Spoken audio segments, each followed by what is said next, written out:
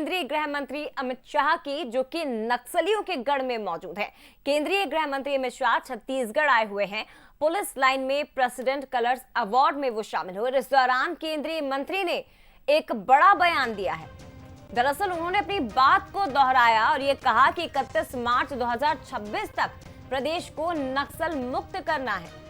तो ये बड़ी बात उनकी ओर से कही गई, बड़ा बयान जो अमित शाह ने दिया है कि मार्च 2026 जो लक्ष्य रखा गया है छत्तीसगढ़ को नक्सल से मुक्त करना है। बड़ा बयान इस मंच से एक बार फिर केंद्रीय गृह मंत्री अमित शाह ने दिया है।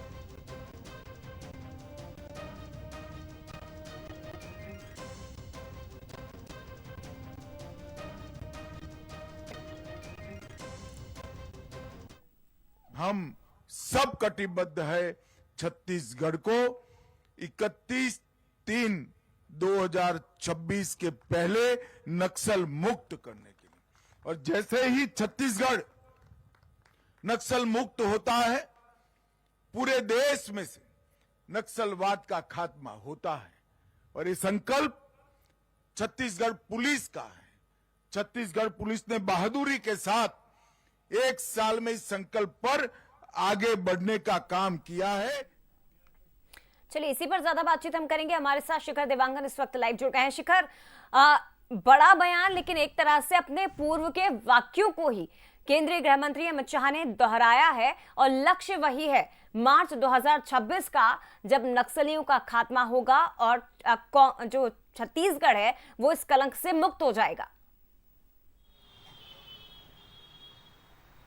देखिए, छत्तीसगढ़ में नक्सलवाद और नक्सलवाद के खात्मे को लेकर सरकार लगातार काम कर रही है। प्रदेश में जब विष्णुदेव साय सरकार बनी उस दौरान इस बात का जिक्र किया गया कि मार्च 2026 को छत्तीसगढ़ से नक्सलवाद खत्म हो जाएगा और इस बात का जिक्र किया था खुद केंद्रीय गृह मंत्री अमित शाह। डेडलाइन दी गई और अब जिस तरह से नक्सलवाद के मोर्चे पर पुलिस जवान काम कर रहे हैं, उससे ये कहा जा सकता है कि जो डेडलाइन है वो डेडलाइन से पहले छत्तीसगढ़ से नक्सलवाद खत्म हो सकता है।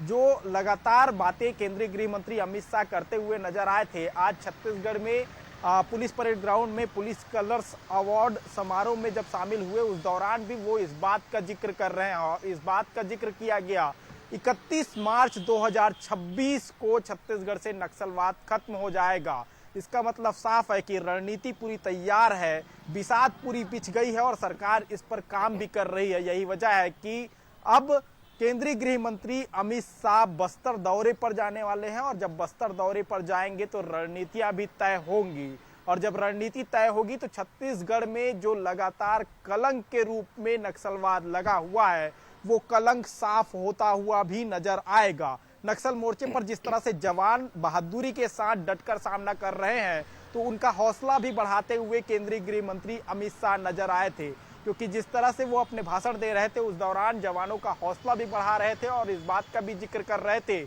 कि जिस तरह से छत्तीसगढ़ सरकार काम कर रही, विष्णुदेव साय सरकार में जिस तरह से निर्णय लिए जा रहे हैं, चाहे नक्सलवाद पुनर्वास नीति को लेकर हो या नक्सलवाद के मोर्चे पर जवानों के हौसला बढ़ाने को लेकर हो, तमाम बातों का जिक्र केंद्रीय गृह मंत्री अमित शाह करते हुए नजर आए हैं। विष्णु के सुशासन का जिक्र किया गया है कि किस तरह से पुनर्वास नीति पर काम किया गया, किस तरह से नक्सलवाद को लेकर जो है काम किया जा रहा है। इसके साथ ही उन्होंने मंच से इस बात की अपील भी नक्सलियों से करते हुए नजर आए हैं कि बंदूक का रास्ता छोड़कर जो मुख्य धारा है उस पर लौट जाए। इस बात का जिक्र भी केंद्रीय गृह मंत्री अमित शाह करते हुए नजर आए हैं। इससे ये साफ है कि एक विजन लेकर छत्तीसगढ़ में साय सरकार चल रही है, डबल इंजन की सरकार चल रही है और उसी विजन के तहत लगातार आगे बढ़े जा रहे हैं। और यही वजह है कि डेडलाइन तय की गई है और उस डेडलाइन पर फोकस करते हुए काम भी किया जा रहा है। और उससे बिल्कुल, और महत्वपूर्ण बात यह है कि शिखर, क्योंकि पूर्व में जो अमित शाह ने अपनी बातें दोहराई थी मार्च 2026 की,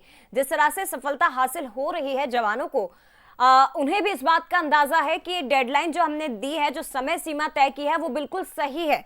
इसलिए एक बार फिर से मंच से उसी डेडलाइन को दोहराते हुए वो नजर आ रहे हैं। बढ़ाया नहीं गया बल्कि उसी डेडलाइन को तय किया गया है।